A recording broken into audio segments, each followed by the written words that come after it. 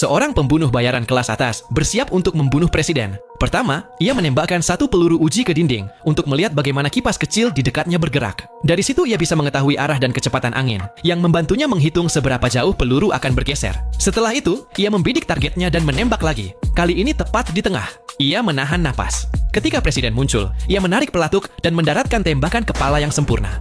Tim keamanan segera menyisir area tersebut dengan teropong, tetapi sang pembunuh sudah siap. Ia memiringkan senapan snipernya hingga sinar matahari memantul dari skop untuk memastikan mereka melihatnya. Begitu ia berhasil menarik perhatian mereka, ia dengan cepat membongkar senapan itu menjadi beberapa bagian, memasukkannya ke dalam koper, dan menyembunyikan bom waktu di dalamnya.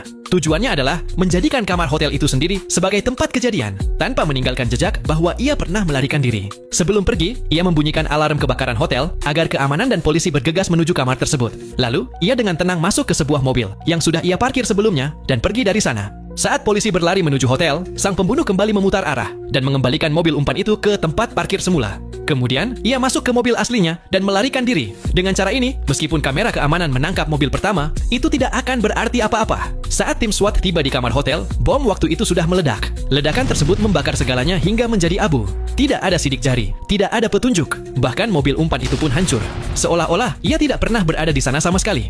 Namun, ada satu masalah yang tidak ia duga. Keamanan di pos pemeriksaan jalan raya meningkat 3 kali lipat. Setiap mobil dihentikan dan diperiksa.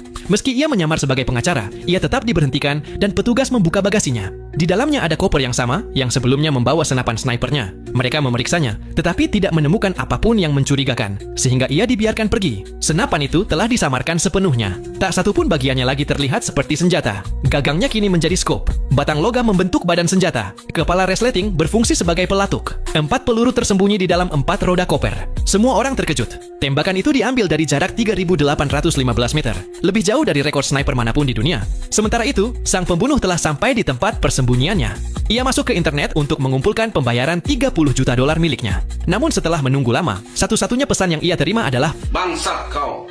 Nah, cuplikan adegan dari serial TV ini bisa kalian saksikan dengan judul The Day of the Jackal 2024.